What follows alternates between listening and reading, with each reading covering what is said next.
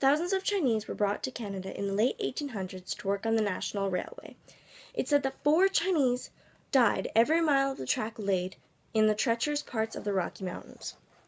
It was once the railway was completed that the head tax was introduced, coming from Harper Meek's long-anticipated apology for Chinese head tax article that I read.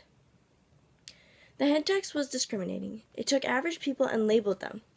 They were not allowed to feel as though Canada was their home. The government thought that after so many Chinese workers helped build the railway and helped join Canada as a whole, they shouldn't be kicked out of the country, so they made it more difficult for Chinese to immigrate here. The head tax started at $50 and then raised to eventually $500. It was removed, and then they passed a law where no Chinese could immigrate to Canada at all. Until this apology is done, many of the community feel that the Chinese Canadians are not full citizens because they've never been apologized to for 62 years. Until this apology is done, many of the community feel that Chinese Canadians are not full citizens because they've never been apologized to for 62 years of legislated racism. The head tax was implemented because Canada wanted to limit all the Chinese immigrants coming into Canada. I believe this had a long-term effect because Chinese citizens today are as equal as everyone else legally, but still get discriminated because they have been for so long already. And I think that it will take time for everyone to adjust to the apology for the Chinese Canadians and for everyone to accept that they are human just as we are.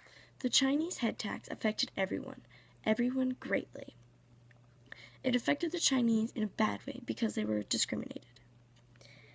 But it affected us in a bad way because we are losing money now. To give substantive meaning to today's apology, the Government of Canada will offer symbolic payments to living head taxpayers and living spouses of deceased payers.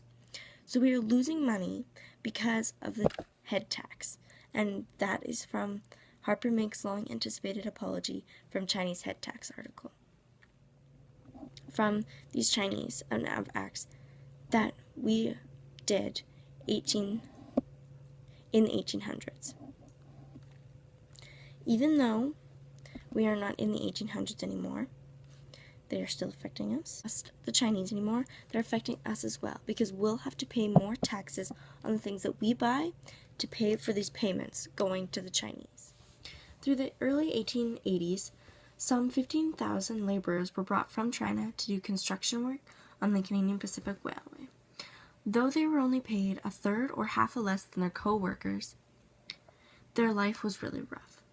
Chinese Canadians fought to be treated as equals, struggling alongside others against discrimination and exclusion. That's from Chinese Canadian stories. They were characterized by the white people as undesirable. The railway was done, the head tax was created, and discrimination for the Canadian Chinese just got worse. They weren't treated equal for what they fought for.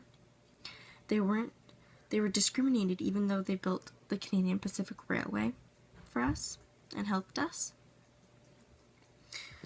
After the Canadian Pacific Railway was built, the Chinese didn't have a job. They needed jobs, but nobody would hire them because they were Chinese. So life for the Chinese got even worse. And it did not get better for a very long time. For at least 62 years, the Chinese fought under the discrimination of the non-immigrants.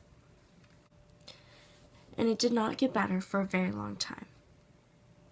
For at least 62 years, the Chinese fought under the discrimination of the non-immigrants.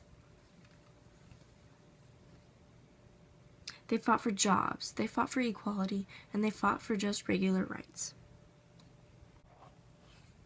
This act of discrimination is not what Canada is built on today, and what Canada stands for, and that is diversity and difference. The Chinese head tax made life for some Chinese miserable and did not treat these immigrants fairly at all. And that is why I believe Chinese head tax is very important, as well as it shows us how much we have built as a country.